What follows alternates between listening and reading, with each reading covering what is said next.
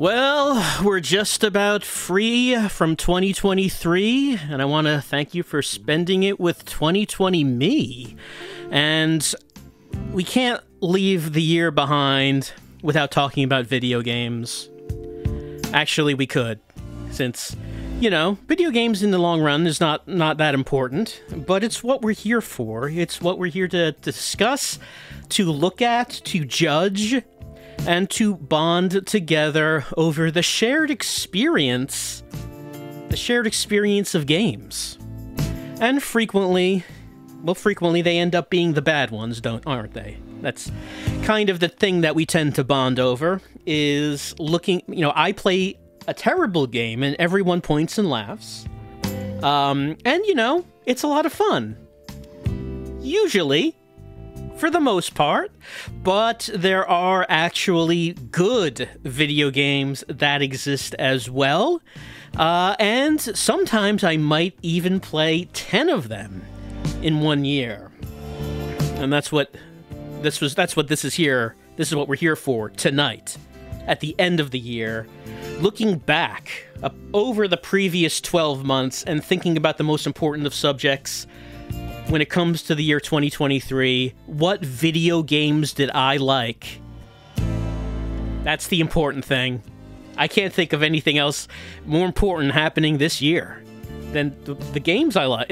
That's what we. So I am going to talk and ramble, as I might do, about these games. So, you know, please bear with me if the subjects kind of go in strange tangents, as I don't know what I'm talking about, but hopefully it's something that we'll all enjoy as we look at games that I played this year, games that I like. And you may have played games that you like, and you may have looked at other people's top 10 lists at the games that they liked, and you might have even watched the prestigious The Game Awards. Not the Video Game Awards. It hasn't been that since it's been on Spike TV. Those prestigious awards, and saw the winners and said those are objectively the best games of the year. And like the games I like, maybe the games I like aren't the games that won those awards, and that means I am stupid, and I can just go kick rocks with my opinions. I mean, there's no rocks right here around me to kick.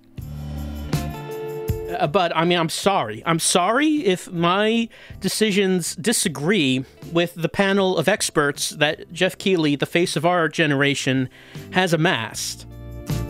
I'm sorry. There's nothing I can do about that. This is just how it is. It's just how it is. Well, as we start talking about games that I played this year, I guess I should start by talking about a game that I played last year and continue to play this year, and I can't rank it this year because I ranked it last year, because a game that I've been playing a bunch this year, hey, that's Walkabout Mini Golf. You know it. It's the game that was my #1 last year, and I've still been playing it this year. I've been playing it this year more than I played it last year because it's still very good. It's still an excellent VR game, and they continue to release DLC holes, on a regular basis throughout the year. So every time I start to, you know, fade out a little bit and think maybe I'm not playing this so much anymore, a new course comes out, and then I'm back in. And then I'm back. That's how they get you. That is indeed how they get you. But I love that they get me. They get me every time. So, Walkabout Mini Golf, #1 last year. I can't rank it this year, but I will say I played a lot of Walkabout Mini Golf in this year, 2023. And as far as I know, they're going to continue to add courses in 2024, so I will continue to be playing it in 2024. I can't stop playing Walkabout Mini Golf. It's extremely good. Extremely easy to just put the headset on and play around for a few minutes, even if you don't have a lot of time. So what am I going to do? What am I going to do except keep playing? That's all I can do. That's all any of us can do, is play a video game that you like to keep playing, even though you feel I should be playing the new games, shouldn't I? Why am I wasting my time playing this game that I keep playing? And the fact is, Walkabout Mini Golf is better than many games released in 2023. But that doesn't mean that I didn't play other games. There are indeed other games that I played. 10, maybe, at least. But I guess before we talk about the 10 games, there's something else we need to talk about, and that is that in addition to 10 games, I also have to consider what is my favorite old game of the year. We talk about games 1 through 10, but we don't talk too much about old. What is best old? Well, I had to think about that because I played quite a few old games this year, and really, it really had to be one thing. It had to be, hey, it's Alone in the Dark 1. What else could it be but Alone in the Dark 1? Because I played many old games this year, and Alone in the Dark 1 I wasn't quite sure about when I started it, because I tried this game before, certainly. I tried this game before, and I should probably turn off that music, because Alone in the Dark has its own music. I did try this game years ago, but bounced off it fairly quickly, because I had heard that it was sort of a precursor to Resident Evil, and I was sort of expecting something like that, and wow, it's not... You know, you really shouldn't go into it expecting that, because it feels archaic in comparison to even Resident Evil 1. And the gameplay is more along the lines of a point-and-click adventure, despite it looking like what you might consider survival horror. So there's a lot to get used to, like, say, melee combat. That's maybe a bit jank. And searching, that, you know, sometimes doesn't really work that well, or a run where I press up on the cursor keys twice quickly, and sometimes it doesn't work. You know, there's things that probably could be improved about Alone in the Dark 1. But once I got acclimated to it, once I got used to it, I greatly enjoyed this precursor of survival horror, of exploring Derceto, of searching this insanely, hilariously haunted mansion in which every room in this house will try to kill you in increasingly different, bizarre ways. It's just the most haunted house you've ever seen in your life. There's no consistency with anything that you're seeing in this. Some rooms have monsters.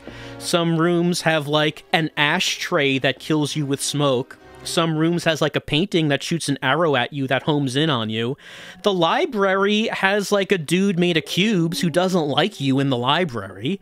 It's just an amazing house where just a large variety of everything you could possibly think of attempting to kill you. Sometimes even the books. You like reading those books? How about reading a book that will kill you? Fortunately, Alone in the Dark does let you save anywhere.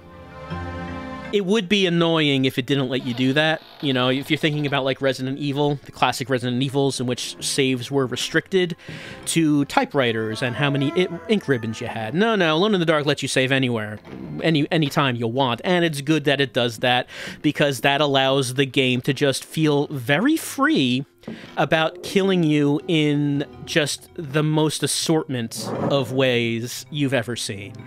Now, of course, Alone in the Dark, the precursor of a series that wasn't very good. It's a series that had ups and downs, mostly downs, some incredible, remarkable downs. I've never seen a series that had this many downs going this deep. But even though, despite that, keeping that in mind, I will say that I greatly enjoyed my time with Alone in the Dark the first, after I got used to it, after I figured out what the game wanted, how you're supposed to play it, and got into the role of an investigator searching this extremely dangerous house that will suck you up into Satan's anus if you try to leave through the front door, and requires you to engage in melee combat with just, like, some of the worst timing that you will come across. But you can get used to it, you know? You can do it. I believe in you. I believe in you. So does Alone in the Dark. They believe in you. They know you're gonna die. And again, over and over and over. They know you're gonna walk on that floor. And you're gonna die instantly when you walk on that floor. They know that. They know that you find this key and you think, ooh, I'm going to take this key, and I'm going to open this chest. And, you know, what do you find in the chest?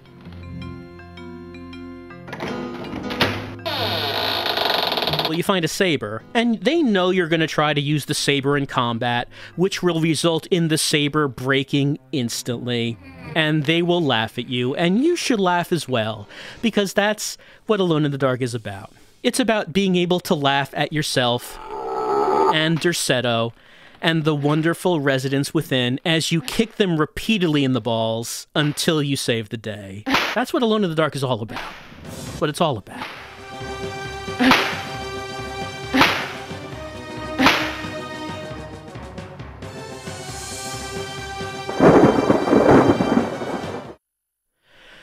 Whew. Alone in the Dark 1. Certainly, it's an old game, and it's my old game of the year. But what about new games? What about games that came out recently, that I played and I enjoyed? Well, that's what we're going to have to get to now. Now it's time to get down to brass tacks. And where does that phrase come from? What are the brass tacks? Like, I've heard that phrase, but honestly, I don't know what it's referring to. There's no tax involved here, brass or otherwise. It's just, you know, video games. That's just what we're talking about. And I have to start talking about games that I played this year. And why don't we do that now? Why don't we do it now with number 10? What it could number 10 possibly be? The suspense is murdering you. It's committing manslaughter right now. The suspense is. So let us cut the suspense with a knife, which counts as second-degree murder in most states. So let's do that, because here is my number 10.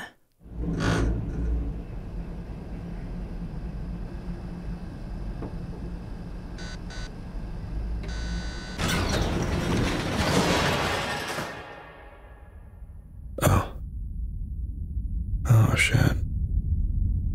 This is bad.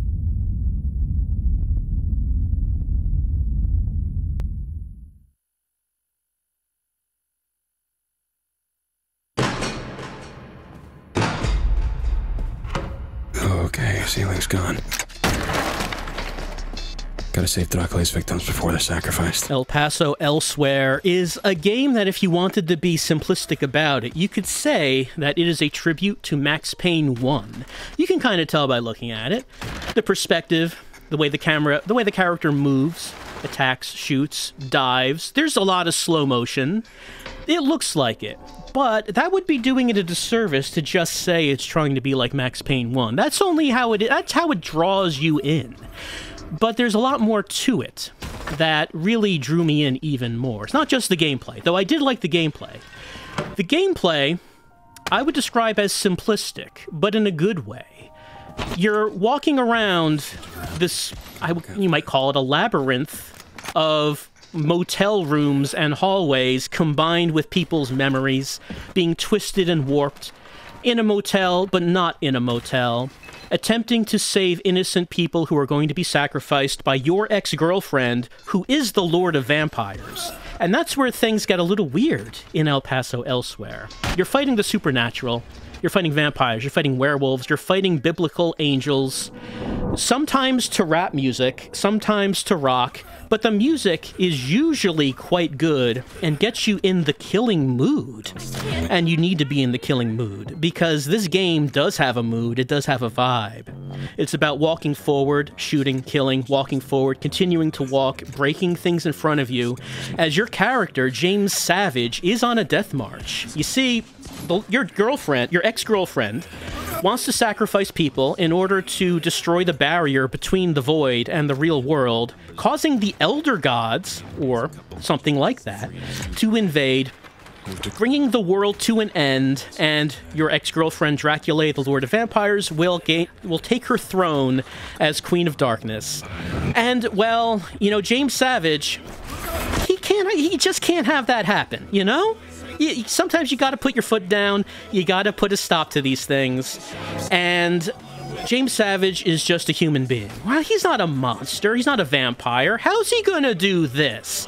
How is he gonna wade through 50 floors of warped motel labyrinthine underground floors with no ceiling in the middle of the supernatural void? And well, what he's done prior to the game starting is he has just taken so many drugs and so many painkillers. As we get introduced to him, it's mentioned that he's taken so many he can't feel anything anymore, which allows him to keep going forward, to keep killing, and to take the pain, and to take more painkillers as he finds them. Unfortunately for James, he's only human, so he knows that his body can't take it. His body is eventually gonna just stop. So he knows this is a one-way trip, but he's trying to reach his ex-girlfriend before that happens. So you're on a death march, quite a literal death march. And it does so with such a style, thick style, with James Savage giving us the most purplest of prose as the rap music plays, and I am a sucker for that purple prose. I feel like there's a vibe that kind of reminds me a bit of Killer 7. It's not the same style, it's not the same gameplay, not the same story, but the feeling of the thick style and dialogue and story combined with the simplistic gameplay does give me that kind of feeling as I death marched James Savage through the labyrinth of motel floors to reach his ex-girlfriend. And I enjoyed all of it, really. Now, you might think that the gameplay is maybe a little bit too repetitive. That is a possibility, because, well, you see what it looks like. This is the gameplay. You get more weapons, you have abilities, but this is basically it. And maybe it might be a little too simple for some people, but I think the simplicity actually fit the mood, fit the tone of what you're going for, because you're just an unstoppable machine. You're going through a map that does have twists and turns, hallways and rooms, but you're never really lost. Even though there's no map, you're never really lost because there's no ceiling. And you can see the pillars of light because there's no ceiling, and that directs you where you have to go. So even though they are these full comprehensive levels, you never really feel lost, because you always have the general direction of where you need to go, even though you have no map. I enjoyed every minute of being with James Savage and hearing his internal monologues, the most melodramatic, the most flowery, poetic monologues this side of Max Payne. As you learn about his relationship, and that's something else I should mention, is that the story isn't just about killing monsters. It's not just about this being about a bad breakup. There's something more to it. As you learn about James's relationship with Dracula, and you realize that the game is actually about being in an abusive relationship. A relationship where the power dynamics are skewed, where one of them is stronger than the other, and is maybe erratic, and your character is the weaker one. And as you learn about James's history with Dracula, you learn about the fear that he had in this relationship as she slowly started to become a different person. The sense of dread over wondering which version of this person he's going to have to deal with today, until he finally reaches the breaking point and leaves. But then realizes he has to go back. He has to face her, or else the world is gonna end. And I feel like this gave the game a certain heart and soul that I wasn't really expecting. I was expecting a Max Payne-ish game about fighting vampires and zombies and werewolves, and it ended up being a much more heartful, touching story than I thought it was going to be, with amazing style and a great soundtrack.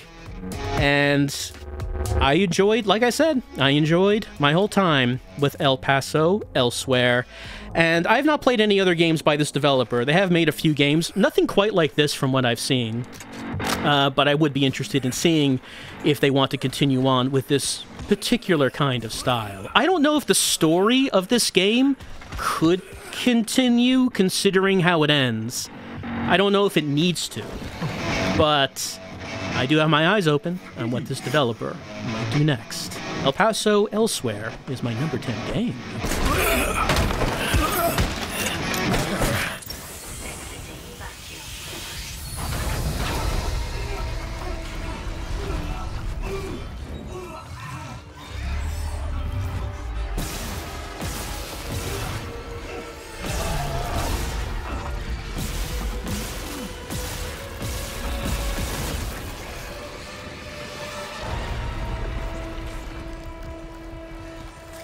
This year, the remake of Dead Space came out. Dead Space, a game from eras past, from a point in time, a rare point in time in EA's history where they decided they were going to make some games worth playing.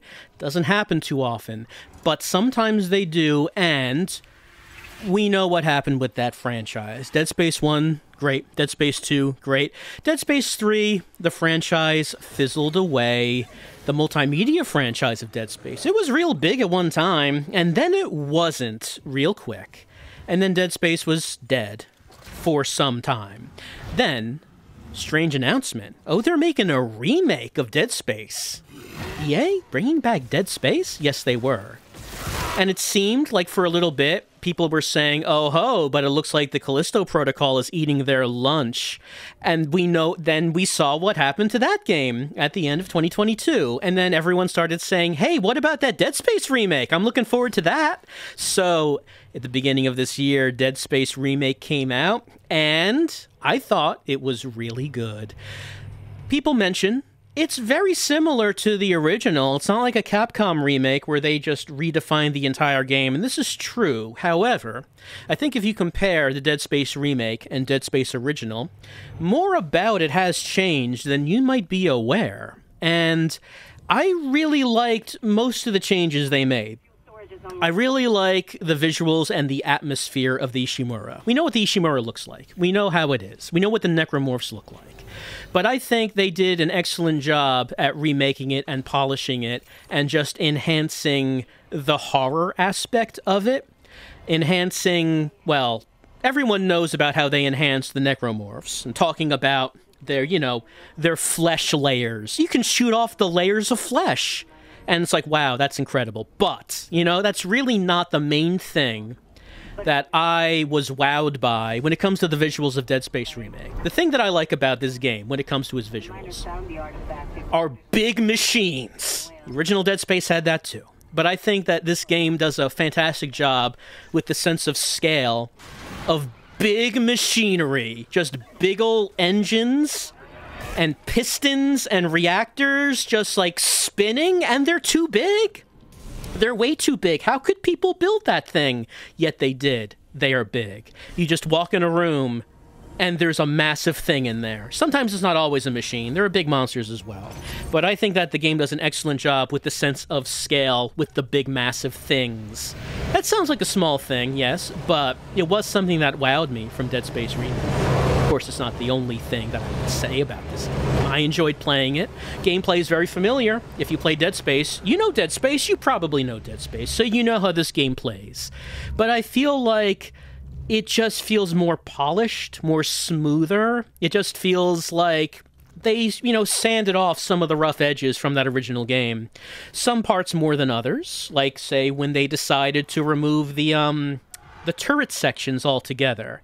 Most of the game, they keep intact, but some points where they say, no, we're just getting rid of this.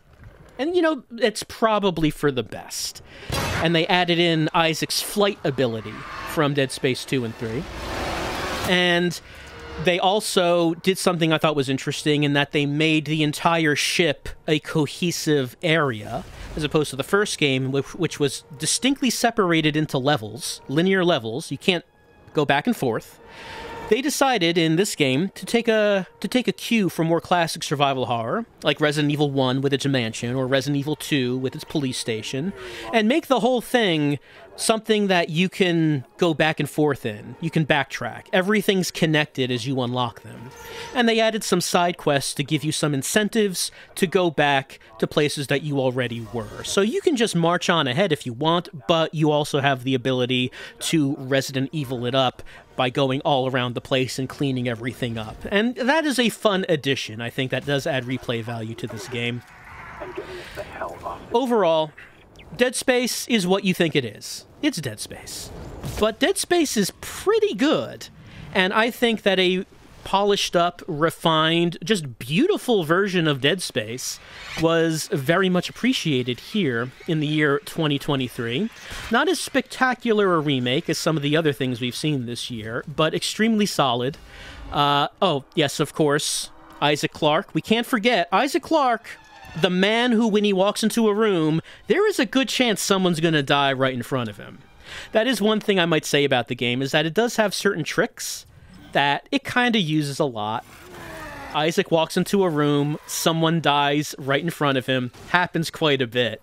Isaac maybe fixes a machine or pulls a lever, and then you hear as the necromorphs don't like you doing that. You can pretty much set your watch to the necromorphs attacking after you fix something. You know, it's in the original too, but it's a trick they do kind of a lot. But overall, I like the changes. There are some changes you might consider questionable, like, say, for example, Isaac talking.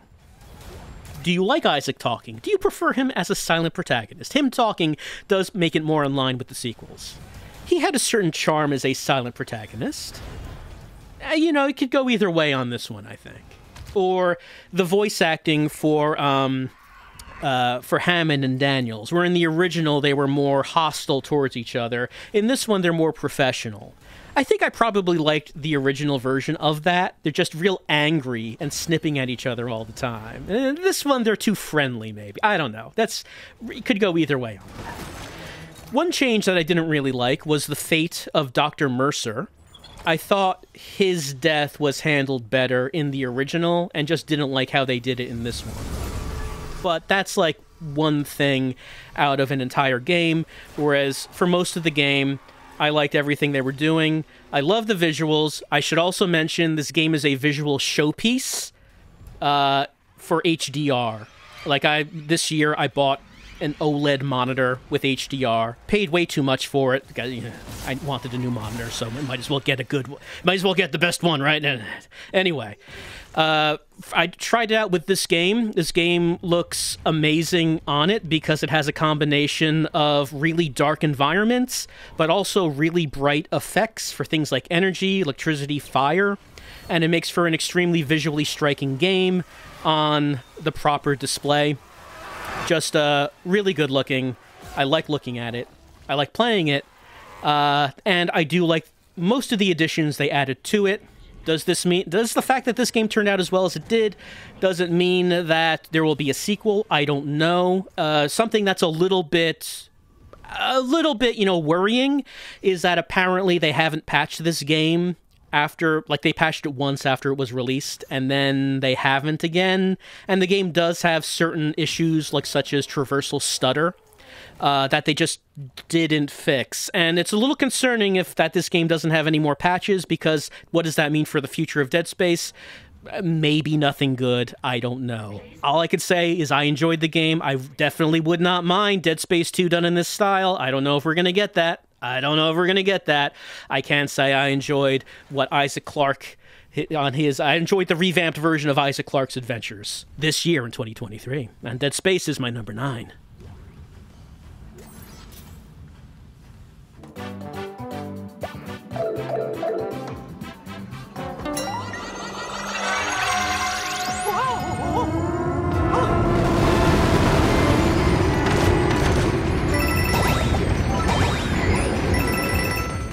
I haven't played Mario in some time. When I was a youngin', I did play plenty of Mario. I played Mario Bros, Super Mario Bros, Super Mario Bros 2, 3, Super Mario World, Super Mario Land 2, 6 golden coins. I did play quite a bit of Mario at the time, but I haven't played it for many years, really. I guess I just kind of fell out of the genre after it turned 3D. And even though there were some Super Mario Brothers games in the form of the new games, I just never really bothered picking those up. But when Nintendo announced that they were making a new Super Mario Brothers game with Wonder, I thought, hey, you know, that feels interesting to me. I feel like right now is the time to play a 2D Super Mario Brothers game. So turned out to be good timing, because this was a good one. The main thing I keep hearing people say is that this was much better than the new games. I don't know if that's true, because I haven't played them. All I can say is that I greatly enjoyed my time with Super Mario Bros. Wonder. It's a game that, well, you know what Super Mario Bros. Is. It's a great update with new abilities. adding on to what you already expected and turning some things around from what you expected. Because the main thing, the main gimmick, you might say, in Super Mario Bros. Wonder is the wonder. It's a game about being in a kingdom full of these seeds that basically make reality do weird things. And it was very interesting in that they do different things in every level. And there's a lot of levels. So there's like a real novelty to each level that you play because something different is gonna happen when you get that Wonder Seed every time. And I felt that it never got old.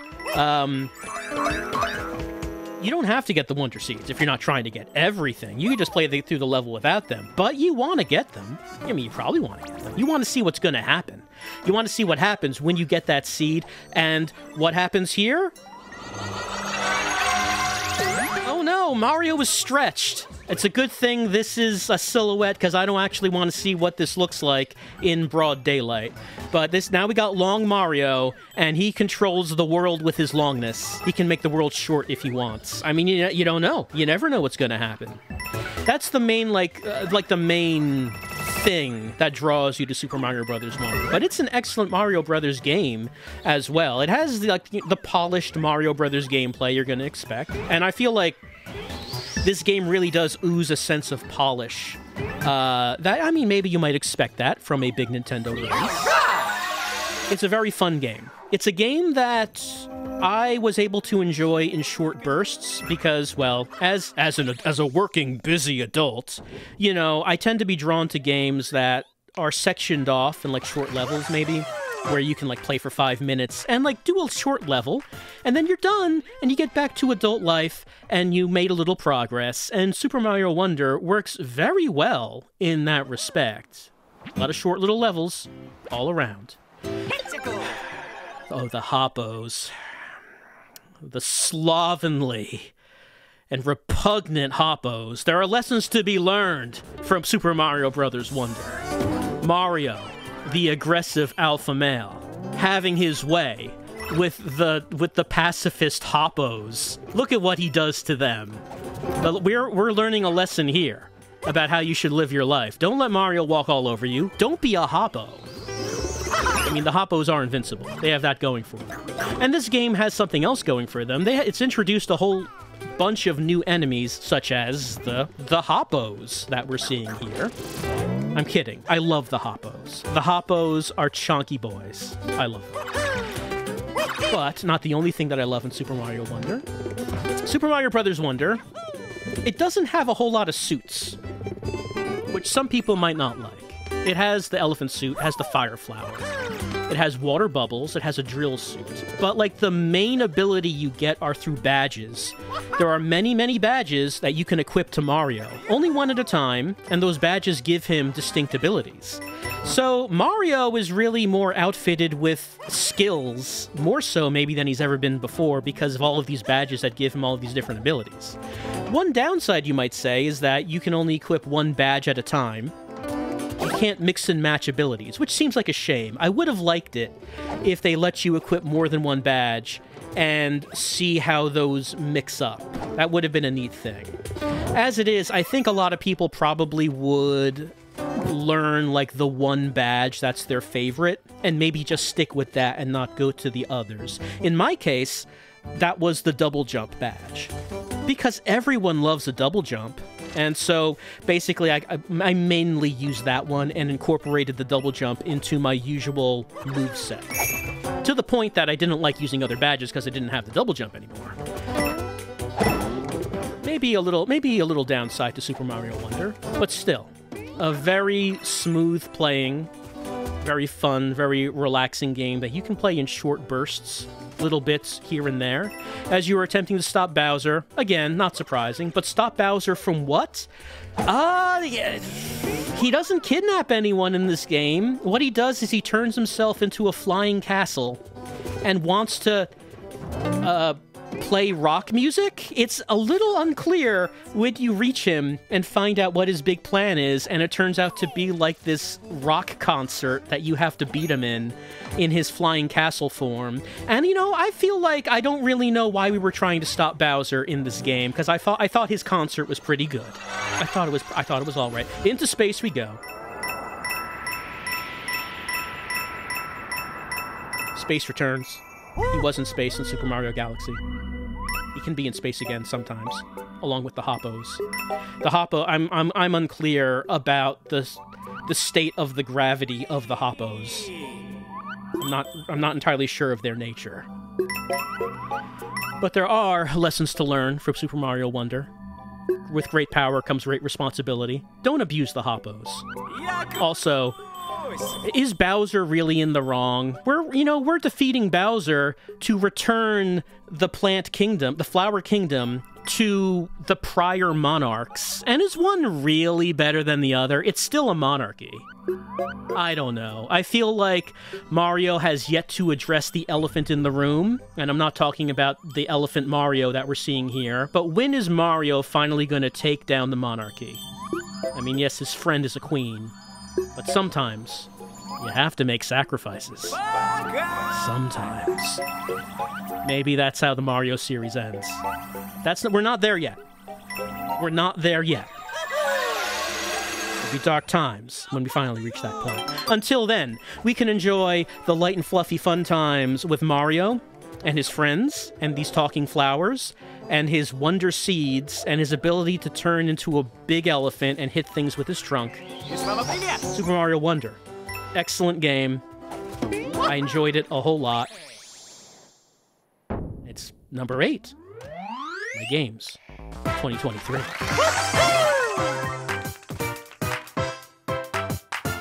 Bye-bye!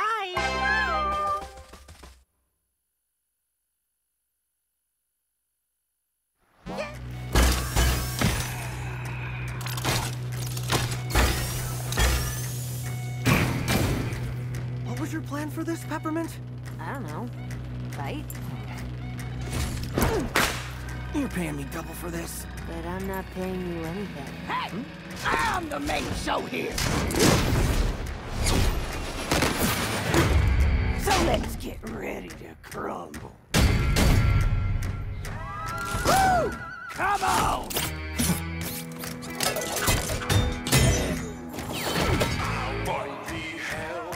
Hi-Fi Rush was a big surprise, and I played this recently, so a lot of the stuff that I would say about the game I've already said. But it was a big surprise coming out from Tango, a studio that we know for their horror games. So them deciding that they wanted to go in a completely different direction, stretch their legs, try out something aside from what we're expecting from them, and absolutely hitting it out of the park was quite a remarkable thing. And, you know, a good thing, because I like Tango, and their games maybe don't sell the most. So having a game that seems to have taken off, I mean, I don't know what the sales numbers were, but that seems to have gotten such a positive reception as with Hi-Fi Rush. It's heartening to see. And what was heartening was playing it through, finally, which I kept intending to do all year, but then just never got around to for one reason or another, but I'm glad I did. It's a genre that combines character action with rhythm, and I wasn't sure at first how I was going to take to it. I like rhythm games, but putting a rhythm framework in another genre, I don't know if that frequently works for me, because I always feel like you're being constrained to play that game in the rhythm. Hi-Fi Rush, however, I think really threads that needle very well. In that there is rhythm, you do better if you match the rhythm, but it's very generous in how you do it. Very generous in the timing, and you can still play, you can still attack even if you're missing the rhythm. It's just that you're not going to do as well as you could. So I felt like this was a very friendly, accessible way to make a character action game, which is a genre I have not played too many games in, so I'm not exactly a veteran of the style. But I greatly enjoyed my time with Hi-Fi Rush. I think that it is a game that has a tremendous amount of replay value, and not just because of the extra doors that you get in New Game Plus that have new challenges and such, or like things like Rhythm Tap. But I also think that it is a lot of fun to play the game again in New Game Plus with the knowledge and the abilities that you have from playing the game the first time, such as here, fighting Rekka, knowing that you can parry, which in the game you don't learn that until after the Rekka fight. But knowing that really does change the fight entirely. Hi-Fi Rush has a striking style. You ain't gonna Looking, at first I thought like an anime, then some people thought like a Saturday morning cartoon, but then I think the consensus was this looks like something that might have been made in like the early 2000s, a Saturday morning cartoon made in the style of anime, which was getting popular at the time. That's kind of what this looks like to me. I feel like it does the polygonal cartoon look probably better than any game I can think of. And the way that just everything in the world matches up to the beat, not just your attacks, but everything, all the characters, all the elements in the background. It all comes together in a really good feeling experience. And a game that looks quite different from anything else that we got this year. Just very striking, very bright and bold. I like the characters. We play Chai, who is just a huge moron. Just a massive moron who is good at hitting things with a guitar, but through the power of friendship is able to learn life lessons that, you know, hitting things with a guitar ends up being pretty useful when what you're hitting are executives. I mean, that's not the only lesson. There's probably something else in there, but that's like the main thing I took away. Make friends and beat up executives, preferably to music. But I do like the cast of characters in Hi-Fi Rush. I do like how it plays. I do like that you have like a large number of options as to how you want to play. A lot of different combos, a lot of assists as you're seeing here. Usually stuck to the basic combos, but adding in things like the assists and trying to get better timing on the parries does change up things dramatically. And also dressing your characters up after you beat the game. They have a number of nice looking outfits that you can, you know, dress them up, make them look pretty. Of course, I was playing it with streamer mode. But I do think that the streamer mode music is quite good, even though, of course, the non-streamer mode is has the recognizable tracks. I do think that it still works very well with the in-house music that they made for this. So yes, Hi-Fi Rush, a blast of a game. Very enjoyable, from start to finish, and past the finish in playing it again. It's a lot of fun to play after doing it once, and more content after you're done. And of course, as you play through it, you consistently get better and better. So you can beat up the bosses faster and faster, and save the world from bad capitalism. But with good you install the old CEO at the end of the game. So I mean, you're saving the world from bad capitalism with good capitalism. So you know. There's also a bit about how good can the good CEO really be. You know, it's a fairy tale, so let's say that she's actually pretty good. You know, we can all imagine that. And Chai gets a job, which he doesn't seem very employable. So, okay, he gets a job, he gets to do what he wants, and we get the good CEO. And we got to beat up the bad executives and explode them, and then dress up our friends. It's a very good game. And that's number 7 for me for this year. Wait, Spectra is designed to interface with user perception and reasoning? This gives...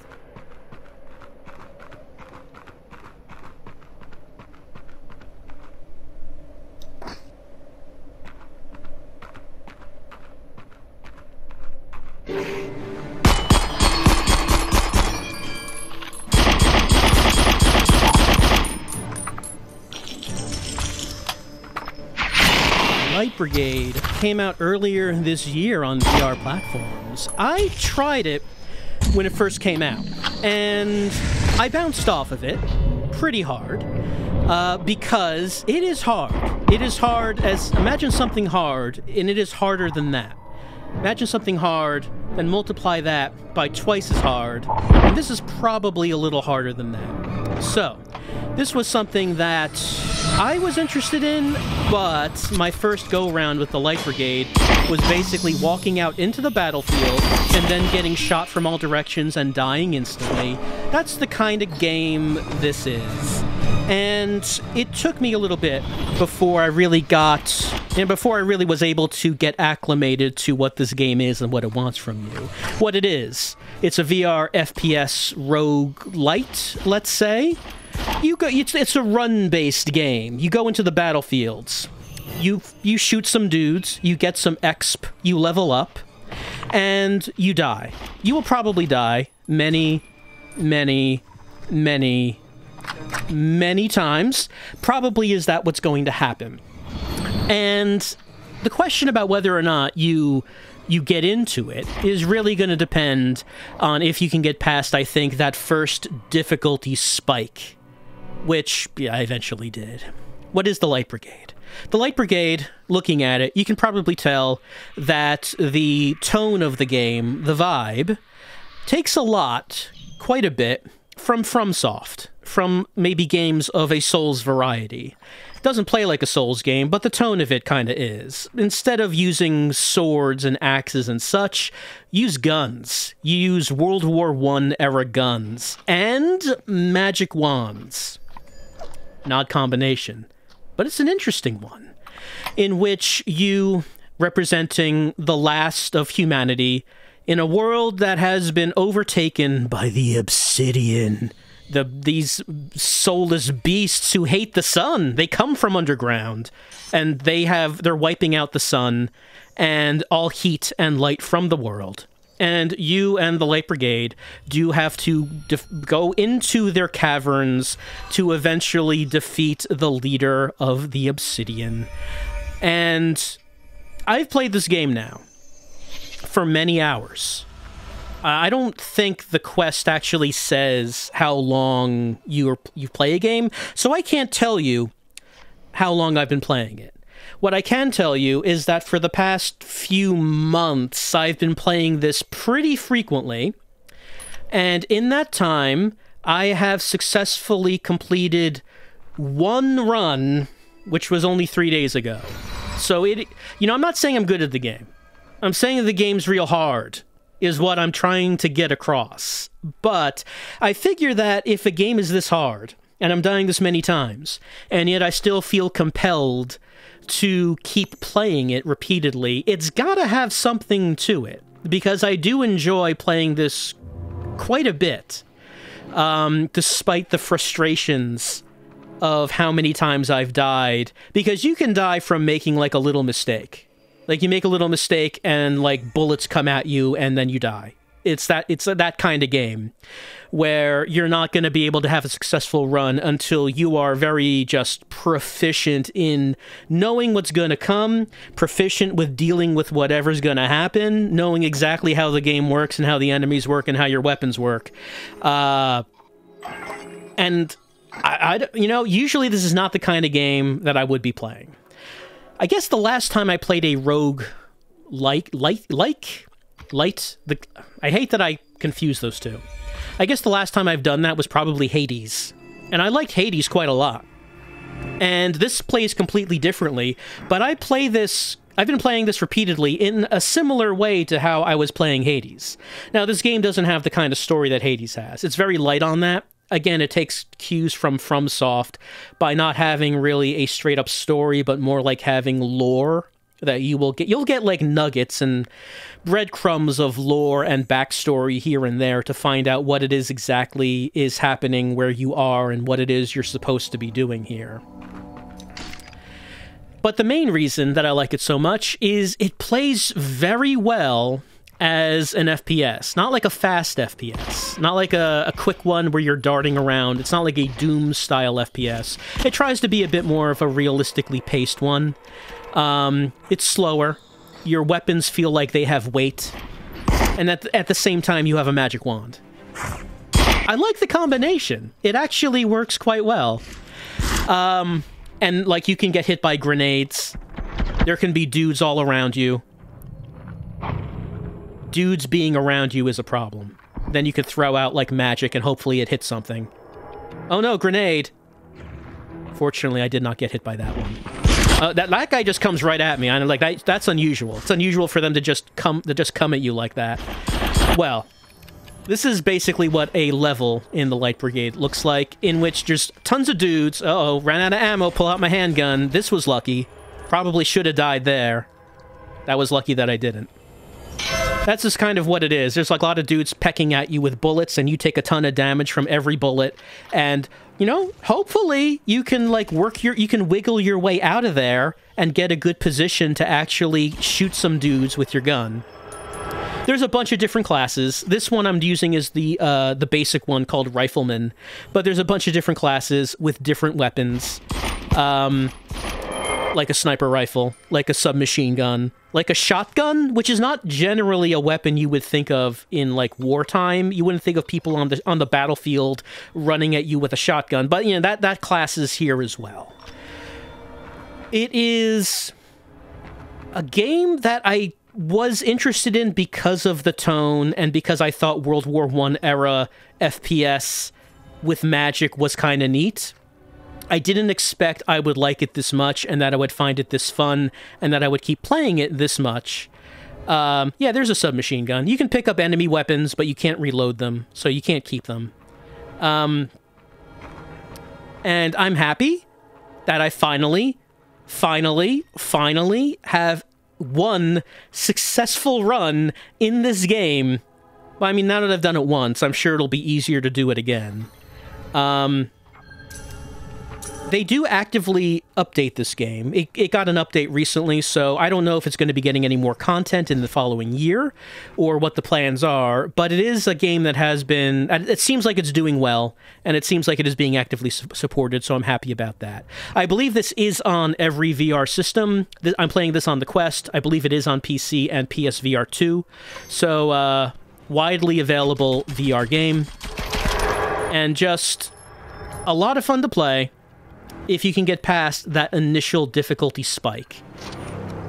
That's really the main question about whether or not you're going to enjoy the Light Brigade.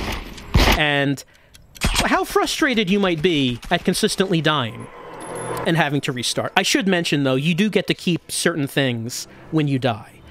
You do lose all of your items and such when you die, as is the style of the genre. But as you kill enemies, as you level up, you do keep those experience points when you bank them. So at least there's that. There is one thing that you are keeping from run to run that you can cash in when you get enough of them. So it's, even if you don't win, it is possible for a run to be beneficial to you later on as you go. This is the Light Brigade. It is my most played VR game aside from VR Mini Golf this year, and I'm probably going to continue to play it, because I'm just having a good time with it. That's all there is. This is my number 6. It is the Light Brigade for VR.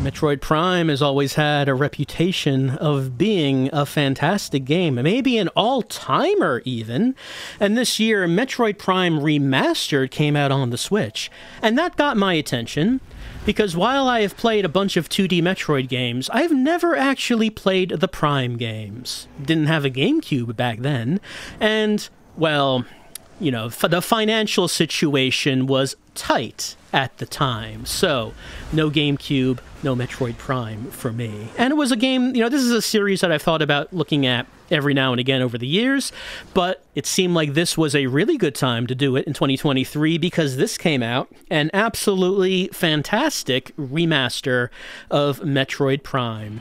And don't let the name remaster fool you. They go really above and beyond, I think, in polishing this up for the Switch, even to the point that I was thinking, wow, I'm kind of surprised that this is the Switch, because it looks fantastic and it runs extremely smooth.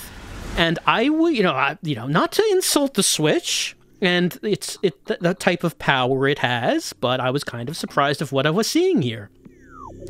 So I never played the Metroid Prime games before. I knew a little bit about them.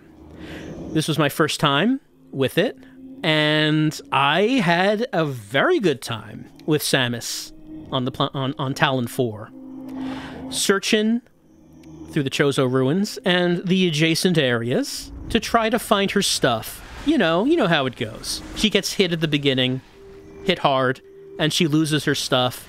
She has to find her stuff again, so she can now find those things and open up locked doors and move on to other areas that she can now move on to because she has more stuff, which then allows her to find more of her stuff.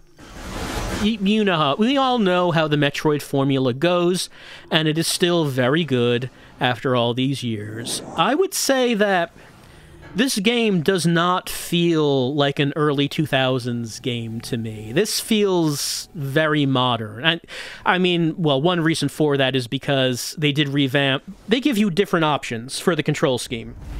The GameCube original had a distinct control scheme because of how the controller worked. This game does also give you the option to do the usual dual analog stick first-person control scheme, which is what I used. And I thought that the game controlled very well. It felt very good. It did not feel aged at all, I didn't think.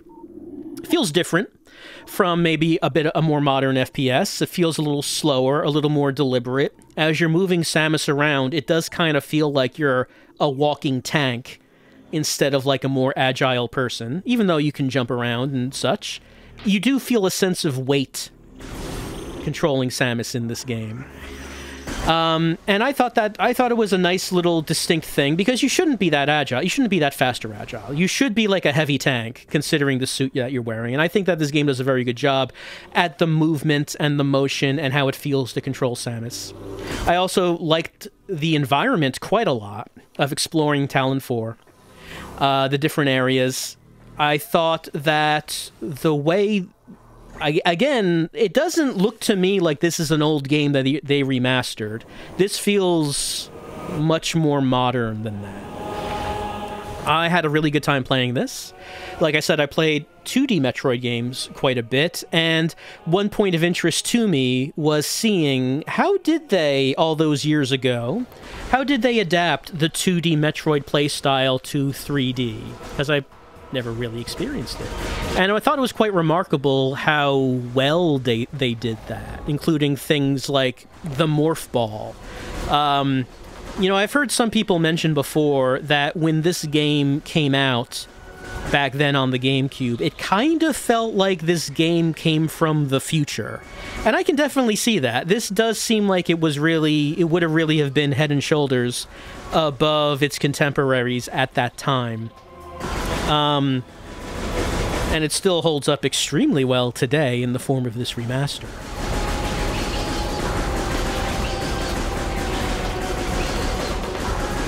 Of course, I do play, I did play Metroid Dread when that came out. I enjoyed that quite a bit. Very different kind of Metroid game than this, though. But, I was really, like I said, I was really taken with the world that they have here and the way that they adapted the 2D Metroid gameplay to 3D, which of course is old news. Everyone knows this game. Everyone knows how they did it. I didn't know because I didn't play it.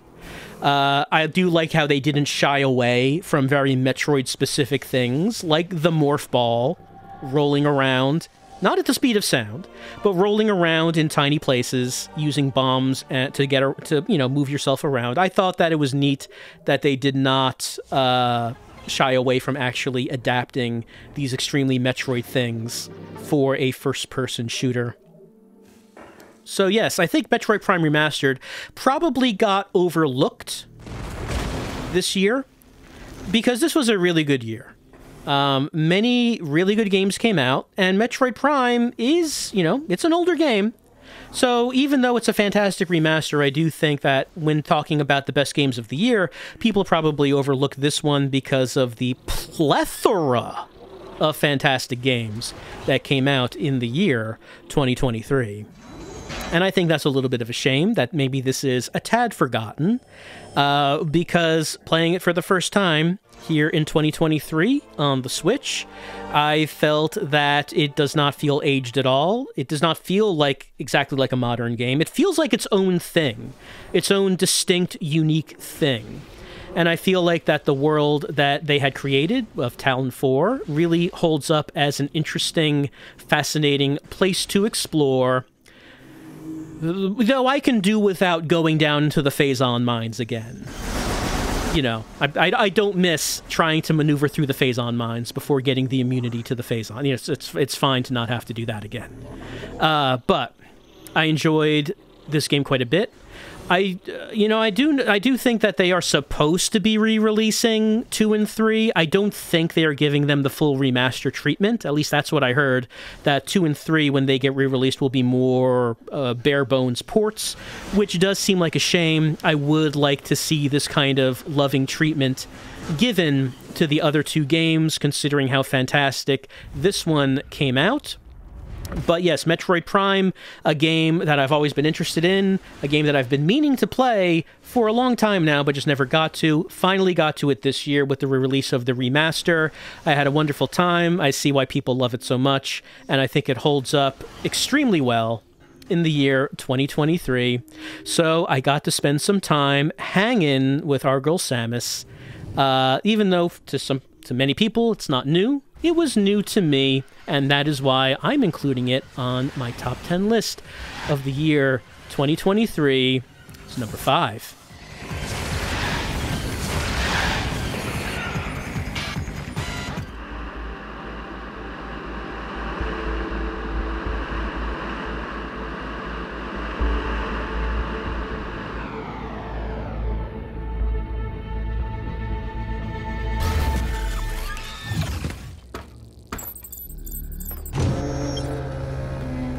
Place is magnificent. Look at that tower. I wonder what it's for.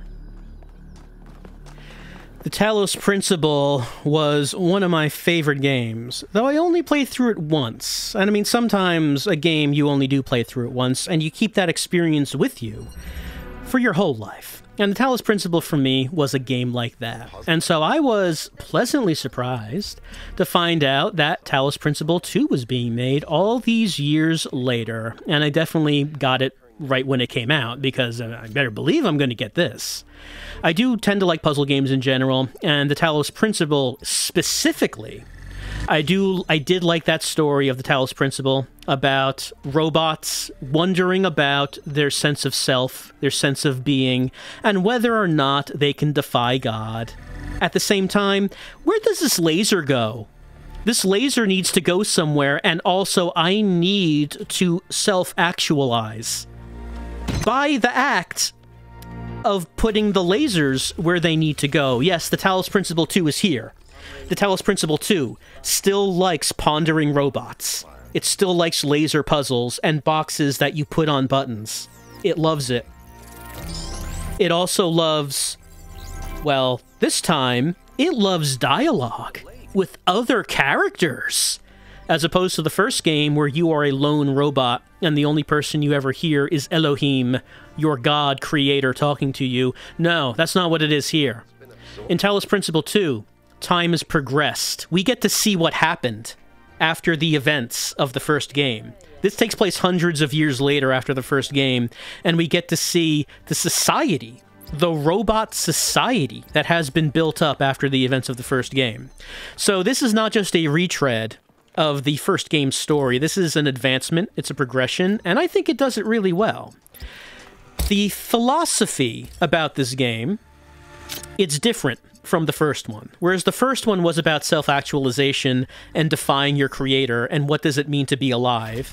This game isn't about that. These robots have kind of already... They're over that. They've solved that puzzle. That's not a big deal. In this, they've created a society, and the question now comes, what to do with that society? And the main thrust of the argument is about growth versus restraint. Do we grow? Do we subdue the Earth and expand our society and make the planet our own, and maybe even expand out from the Earth and go out into other planets? And spread our consciousness and the glory of existence across the universe. Do we do that? Or do we just restrain ourselves, stay in our city, live our lives? The argument is, hey, growth, that's not going to make you happy. What does make you happy? Friends, family, community. You don't need to go to space for any of that, and that's dangerous. Robots have died in the progress of attempting to grow, and those robots are never coming back. Was it worth it? Was it worth it? And this is sort of the main argument that the robots are having in Talos Principle 2. Do you grow, or do you not? Is growing worthwhile? Is there even a reason to do it? Will it bring you happiness? And it's kind of up to you to decide which side of that you're on. In my playthrough, I ended up being on the growth side, and the way they determine that just happens to be through a number of questions they ask you throughout the game. And of course, you're playing a video game, so you're naturally probably going to be on the growth side, because that's what you do in video games. You know? You get stuff, you get the power-ups, you unlock the doors, you explore, and you become more powerful. So you're probably going to end up being on that side, but if you're making a conscious attempt at what they're asking you and what the repercussions are, then you can take the restraint side. You can also take the neutral side. Hey, maybe you don't want to make a decision. There's that. You want to be wishy-washy about it? You could do that.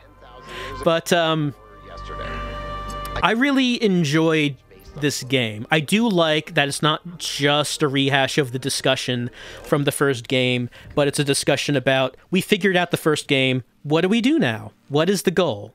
What is the purpose of our existence that we have? And the puzzles are pretty good too. I mean, I'm talking about the story, but there's also the puzzles. I thought, okay, so Talos Principle and its DLC, Road to Gehenna. I thought once you got into the real hard puzzles, it got real rough. I did not 100% those games. I feel like Talos 2 is a little bit more accessible. Not necessarily easy, but more accessible. And I did 100% this game. I got every puzzle. I did every secret puzzle. I got all the secret locations and the stars. I did everything, got the bonus ending. Did all of it. And I don't feel like I was able to do that with the first game. So, I feel like this is a little bit more accessible. I still had a really good time, and there were still some stumpers among the puzzles. And, as far as the story goes, I did enjoy the story. I enjoyed the characters, because we do have some very distinct characters here. You have your team leader, Byron, who represents the growth side. You have Alcatraz, the second in command, like the first officer, who represents restraint. You have other characters who are, not really sure what direction we should go in. And, we talk about it. We ask each other's questions. We try to figure it out as we go. The main story of the game is that Prometheus, as in the mythical Prometheus, appears to the robots and says, "Congratulations, robots, it's time for me to give you the fire." And then Pandora appears and says, "No, we're not doing that," and chains up Prometheus. And the robots are like, "What the hell? What is happening here?" Yes, we have records that these are mythical characters from human myths. The humans who lived, centuries ago. We know that. What are these people that are appearing to us now? Like, they're not actual gods, right? That doesn't exist. So, you go off to figure things out. You go find where Prometheus and Pandora are, and you meet another figure, the Sphinx. Prometheus represents growth, Pandora represents restraint, and the Sphinx represents neutrality. The Sphinx asks you questions, and asks you questions for the purpose of making you think and re-examine what you think you believe. And each of these three characters are trying to convince you of their way of things. Do you accept the power that Prometheus wants to give you? Do you reject it? Or do you decide that we can't make a decision at the moment? And what is behind this whole thing? If gods don't exist, who are these characters? What is this enormous place full of puzzles? Why are there puzzles? Why does this place exist? You have to figure that all out. And also, figure out, where does this laser go? Where is a box I can put on this button? You know, this still has those. Don't think this game doesn't have those. It still has them. So I really enjoyed Talos Principle 2. I thought the environments were beautiful, big, wide open areas to explore. Maybe a little too wide, maybe a little too big. I thought it was all right. I enjoyed our characters, the conversations they had. I enjoyed the puzzles. And, you know, one thing I might say, just one criticism, I got 100% of the game. I got the secret ending. I feel like the secret ending maybe takes a little bit of the bite out of the discussion, because one of the arguments against growth is that growth can lead to tragedy and death, and so maybe that's an argument against growth. But if you get the 100% ending, you find out that, hey, maybe we can have growth without paying that price. Maybe we can just ignore that. And I thought, I understand you want a happy ending for people who got 100%. I feel it takes some of the bite out of the argument you're having here. So, I don't know. I enjoyed the game overall. Wasn't sure about that choice they made for the 100% ending. But Talos Principle 2, highly recommend it, especially if you love puzzle games. If you like Talos 1, here you go. Here you go. Play this game. It's Talos 2. It's my number 4 for 2023.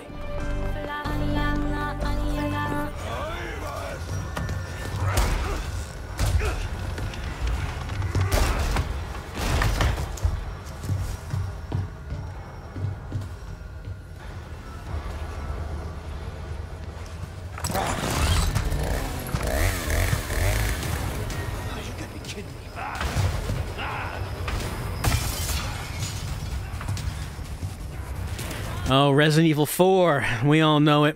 We all love it. Resident Evil 4, I always considered to be one of the best games of all time, and one of my personal favorite games. So, when Capcom announced a remake, the feeling was that we knew it was coming, but how was this gonna go? It's a different thing from remaking Resident Evils 2 and 3, because those were the classic PlayStation 1 Resident Evils, and the remakes converted them to a more modern style. But RE4 was the first of those games that had that modern style. So does this game even need a remake? Was it worthwhile to remake it? And it turns out, yes, it was actually completely worthwhile to make it, because Capcom did an amazing job in remaking this game, a better job than I actually thought they would do. And ending up making a remake that I probably like better than the original game, which is actually something that quite surprised me, from a remake that I thought would probably be unnecessary to a game that I maybe like more than the original version. So, Resident Evil 4 Remake, Capcom still going strong with the remakes.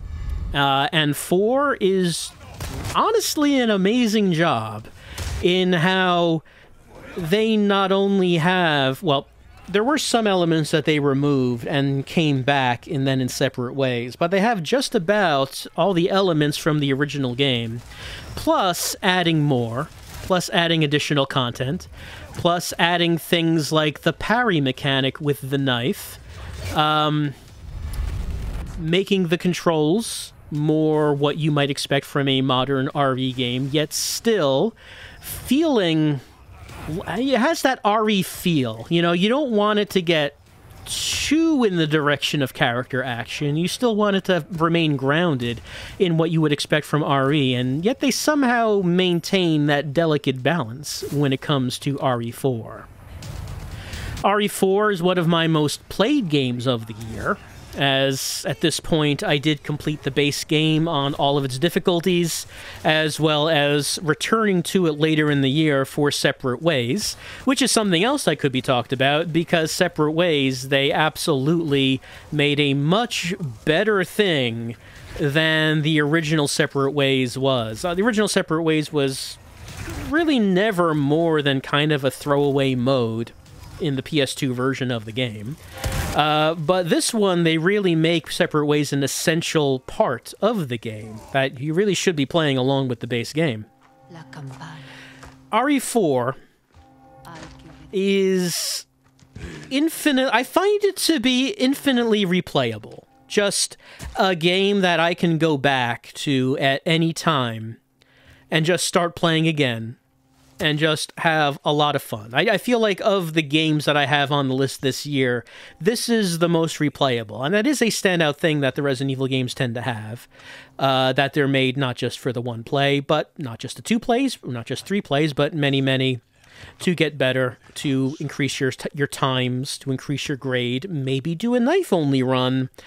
It's kind of hard to emphasize just how well this game nails everything. And I still feel like it's hard to get across the feeling of going from, I don't think this game needs a remake, to, wow, I actually am having trouble believing how good this remake ended up being. There are some elements that maybe I preferred in the first one. One thing is that I never felt like the cutscene direction in the remakes was as good as the originals. Like, we're talking about remakes 2, 3, and 4. I don't know, there's something about the cutscene direction that I always felt like the originals were better or more interesting. That is one criticism that I would have with the remakes in general. There's a path on the far side of however, that's maybe kind of the only thing I can really think of, because I've greatly enjoyed all of these remakes, including 3, which does get a lot of trash talk. People don't like 3, but I thought 3 was very good, very replayable, even though it was missing some of the stuff that was in the original game. But 4 really kind of amazed me with how well Capcom... It feels like Capcom is a company right now that operates on all cylinders in a way that most companies don't. I really can't think of many companies that when they announce a game is coming out and that I'm looking forward to it, that I can be pretty guaranteed that I'm going to really like what they put out. And Capcom is kind of the company that does that for the past few years. And, I guess this doesn't really have anything to do with it, but it does kind of, give me a little sense of dread when it comes to Konami and, of course, Bloober Team's remake of Silent Hill 2. That has nothing to do with Resident Evil 4. It has nothing to do with it.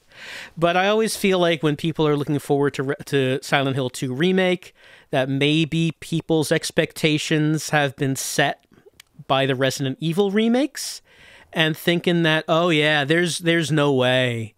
There's no way that Silent Hill 2 remake is going to be anywhere near this kind of quality. Absolutely none. Again, nothing to do with Resident Evil 4 remake. It's something that just comes to mind. What can you say about RE4? The original, I thought, was one of the best games of its generation. Has held up extremely well. The VR game, I love the VR game. It was an excellent adaptation where they decided, hey, let's take the basis of Resident Evil 4, but throw all sense of balance out the window and let you do VR hijinks, and I appreciate that. And now here comes the remake of 4 that takes most everything that was in the original game, and I feel actually made it better. Of course, there is also the 4 Remake VR on PSVR 2. I have not played that one as of yet, as I don't have a PS5 or a PSVR 2, but maybe at some point that'll happen.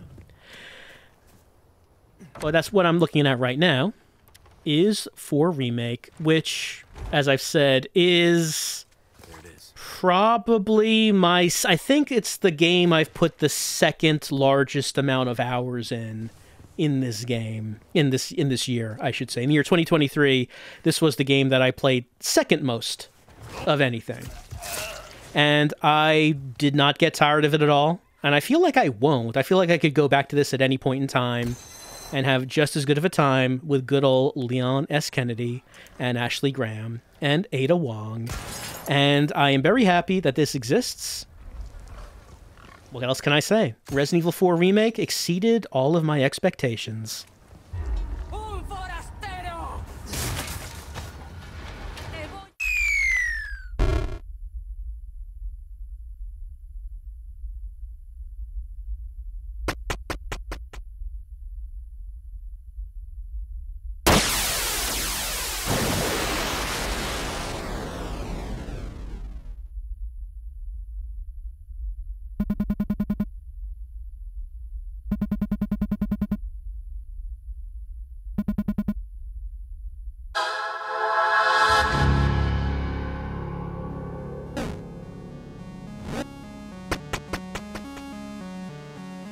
Void Stranger was a surprise to me. You know, I keep up with games that are coming out and what I'm looking forward to. But then, out of nowhere, I find out that the makers of Zero Ranger were releasing a new game. And I loved Zero Ranger. And then it turns out the game is not quite like Zero Ranger. Rather, it is a puzzle game made much in the style of Sokoban, where you move with this sort of grid-based movement, and everything else in the level moves as you do on your own time. And I thought, well, it doesn't really seem like a game I'm all that interested in checking out, but, you know, Zero Ranger was so good, I gotta check this one out. So I bought it when it came out. And what followed was the most intense game-playing week I had all year, in which I played this game from beginning to end, constantly, using basically all of my free time to play this thing, to get every ending, to finally get 100% completion, and to see all the stuff. And I was taken completely by surprise by that this thing that looked very plain, very basic, ended up being extremely compelling. And if you talk to people about this game, it's a little difficult to explain why, because no one actually wants to spoil the game. Because this is a game with many mysteries, many twists, many threads to be discovered, and you want to be careful about what exactly you say about it. What I will say about Void Stranger is that this is the gameplay. You're looking at it. You move on a grid. You can push objects. You can pick up tiles from the floor and put them other places. You're trying to get to the stairs to get to the exit. Some levels might have something else for you to get, like this treasure chest. It's going to have a locust. What do the locusts do? It's a mystery. Why are you doing this? Who is this character? That's a mystery. What is this labyrinth? That's also a mystery. You see in the lower right, it says what floor I'm on? How many floors are there? Well, I could tell you, but it would absolutely mean nothing as far as how long the game is. Why does it say HP 7? Does that mean anything? Maybe, but who knows? There is dialogue in the game. There is a story. There's a lot of story, it turns out. It doesn't look like there's gonna be, but then there's gonna be. It turned out to be, I found, a very compelling story told in a very interesting way. This is a game that, like I said, plays things close to the vest, has a lot of mysteries that it doesn't want to tell you what they are. It does a thing that I think is you might consider more typical for horror games to do. Sort of a creepypasta-ish tone to it in the way it unravels things and unveils layers. But it's not a horror game. You're not looking for the horror twist. You're not expecting anything like that. And because of that, I think when you discover the way the game works and the way you can do things and manipulate things, it comes as a big surprise. Because the game is not just about these floors. It's not individual floors. It starts out that way, but then it turns out to be larger. It turns out to be about the entire labyrinth itself. The labyrinth is a puzzle, not just the individual floors. Some floors don't seem to have anything on them. Some seem insignificant, but everything is significant. Learning what exactly you can do in the game, what you can manipulate, what you can change, is a big part of Void Stranger. And the game plays with your expectations. And again, it's hard to talk about what exactly I mean by that, because my experience with it was not knowing anything about that and getting surprised a number of times about how the game really works and what it is you're doing here. And an interesting thing, I think, is that I've watched a few people stream this. And I noticed a lot of frustration from people who are good at video games. I'm not very good at video games, so I'm used to failing a lot. I'm used to losing a lot. I find this game seems to be infuriating to people who are good and are not accustomed to failing, because this game in some ways is mean, but mean in a fun way, a good way. It knows you're gonna lose, it knows you're gonna fail, and you have to accept that. Part of playing Void Stranger is letting go of the expectation of playing perfectly and just doing what you can when you can and figuring out what your limitations are. For example, what if I died? I haven't died yet in this video you're seeing here. What if I did? Does that mean anything? Should I start over? Should I keep going? Does that change anything? That itself is a mystery. And there are people to talk to learn about the lore, the backstory, about this place where you are and why you might be here. There are some points where I think the game goes a little too far. I mentioned the Talos Principle 2 before, and how I felt like the game was accessible. Void Stranger, not really. Void Stranger kinda, like I said, keeps things mysterious. And some of the things are really hard. As I said, sometimes I feel like it went a little too far. What I would say is, if you play Void Stranger, get ready for frustration, get ready for failure. Also, try to do things yourself, but if you feel that you're stuck, don't be afraid to look around and ask people for a hint. Because some of them you really will need a hint. For example, if you've played the game, you might know a certain puzzle about a snake tail, and I would have not been able to solve that if I had not gotten a hint about what I'm supposed to do there. But there are indeed puzzles like that. I did solve the tail puzzle, but I did have to be told what the idea was, because the game does not give you many hints about it. Again, hard to talk about what makes Void Stranger so compelling. But I'm putting this game above Resident Evil 4 Remake on my top 10 because it was just that compelling. Because I was just that interested and fascinated in what the game was doing and how it worked. And the layers of the onion that you uncover as you realize more and more what you can do, where you can go, and what your objective should be. It took me a week to get through this.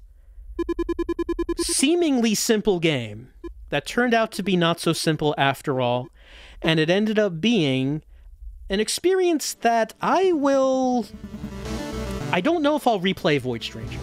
Unlike RE4, I don't know how much replay value you'd say this game has. But it was an extremely intense week, and it is a game that I will always remember as one of my favorites, even if I can't say too much about why that is. Void Stranger is my number 2. And maybe you should take a rest under the birch tree.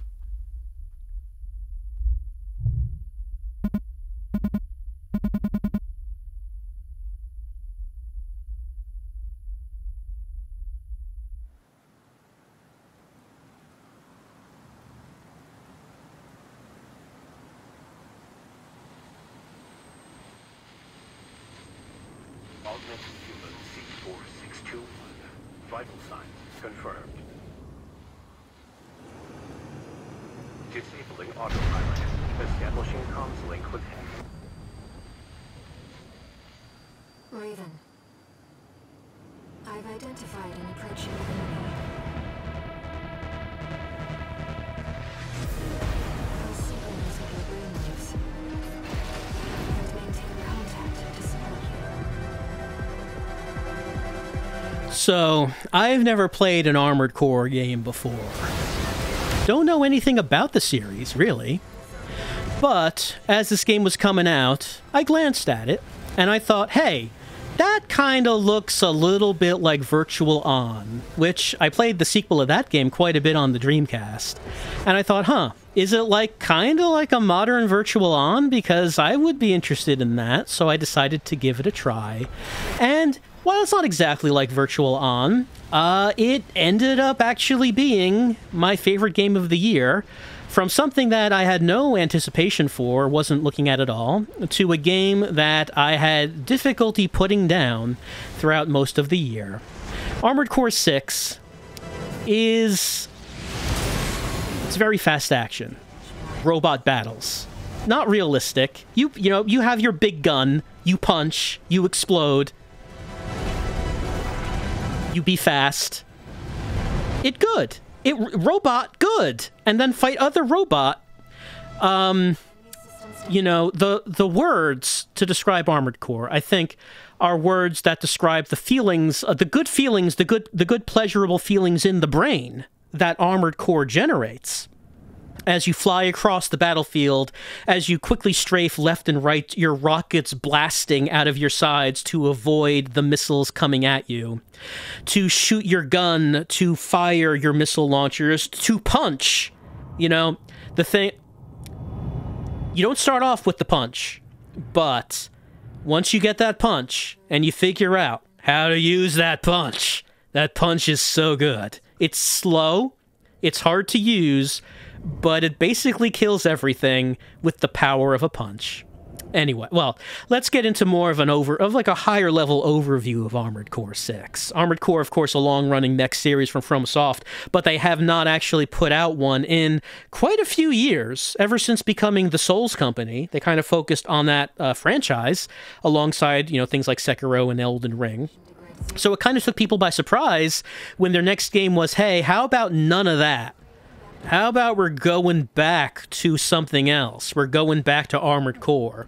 And, like, it seemed like the discussion people were having was, is it going to be Armored Souls? Is it going to be Souls game, but big robots? And FromSoft says, no, it's not that. And people seemed confused, which I thought was kind of weird. There are game developers that make different kinds of games, but it seems like a lot of people had trouble understanding the idea that From Software was capable of making any other kind of game but Souls, and I don't know. It was a strange discussion when this game was coming out, people not understanding it. That's not to say that this game's for everyone. I mean, what games are? Is a game that's for everyone really interesting? This game is unique. It has quirks. It works in a different way than maybe you might expect if you're expecting a Souls game. It's very fast. It's very fast action. What to say about it? There's so much happening on the screen. Everything moving so fast. It's actually kind of hard to react to things once things start to really heat up. It's about skill. It's about learning how to handle these situations. But something that really makes Armored Core well, I haven't played the previous games, but this game I feel like something that makes it distinct is a big part of victory comes from how you build your Armored Core. It's not just about using the same build and trying to brute force your way through everything, which is the temptation. The temptation is to find the build you like and then just like attempt to ram your way through everything in the game. And then you find that that doesn't really work. What does work is figuring out what parts you have available, what those parts do, how to acclimate yourself to using those parts, how it changes your play style, and figuring out what build and what play style is the best for the enemies that are giving you the trouble. And I think once you start to engage with that, once you embrace that, then you really start to get how the game works. And I feel like maybe some people just didn't like a common sentiment I saw was people saying that they wanted to play the way they wanted to play, and the game isn't really about that. It's about figuring out and changing and adapting with the situation at hand. Now, granted, the robot I'm using here, this is after I've beaten all of the endings. So, like, I have a whole lot of parts, and you're not going to have something this powerful your first time through. It's going to be a lot more challenging. But one part that is a fun part of the game is figuring out the build that you need to handle the situation that you're given. The game also just feels really good. It feels really good to move around your mech, to fight, to attack, to just motion, traversal. It just has a really good feel in the hands. Kind of hard to describe it because, you know, we're watching a video. But I played it with a controller. You can play it with keyboard and mouse, but I felt like it seemed like controller was more appropriate. And it just was maybe the... You know, I'm going back and forth on this about what was the best feeling game I've played this year. Was it this? Was it Resident Evil 4 Remake? And, like, maybe this. Maybe this what just felt the best. It just feels like a joy to play, even though I've played it so much. I mentioned previously that Resident Evil 4 Remake was the game I played second most this year. Armored Core 6 is the first most. I put more hours into this one than any other game this year. Beating all the missions, getting all the endings, and I felt it never got old. It was extremely satisfying the whole way through, including the story. You know, I keep talking about criticisms other people have, and I really shouldn't take it from that approach, but I feel like a criticism I've been seeing is that the story is not all that special or great, or it's ignorable. And a reason for that is that the story generally is told through voices, people talking. You don't see anyone. You never see a single human being in this entire game. It's just a game about weapons and the robots that represent you. Well, your character doesn't talk. People talk to you. You hear voices a lot. And something I felt was remarkable about this game is how much it does with just that. With no real cutscenes, with no people on screen, not seeing anyone's face ever, just only hearing voices and people talking, how much of a story and the sort of characters they're able to develop just from that it's really masterful, honestly, how concise and how well done it is. It's like, feels like watching a master artist make something like a really good painting with a minimal amount of strokes, if that makes sense. This game feels minimal. It feels like it's only giving what you need and not any more than that, and yet it does so much with that I feel like I look at some other games and the more cinematics they have, and yet are not nearly as proficient as this, as getting across characters that you like, characters that you get emotionally invested in, and feel sad about whether or not they die, because there are a lot of... This is a pretty morose game. This is about the future where capitalism rules, life means nothing, your only value is how well you drive the robot and kill people, and lives are expendable. And you're not a good guy, because there are, like, parts in this game where you're killing people who could be the protagonists of their own game, but you're just killing them because it's business, and that's just how it go. It's morose. It's different. And I feel like despite the game starting with that feeling, I also feel like it does a wonderful job at actually getting you emotionally invested in the characters and the feeling that maybe there's something more to life than making money by blowing up robots. I feel like, as much as I like the story of Void Stranger, I feel like this was the game that I got the most emotionally invested in. And the gameplay, the story, the presentation, the characters makes Armored Core 6 my #1 game of 2023. Guided tour from Cinder Carla herself.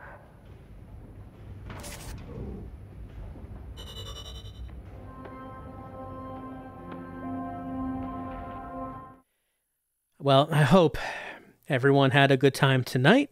I hope you had a good time with my top 10 of 2023 and the last stream of the year. If any of these games interest you, I hope you check them out and let me know if you like them. But that's it for what I have for tonight, for this week, for this month, and for this year.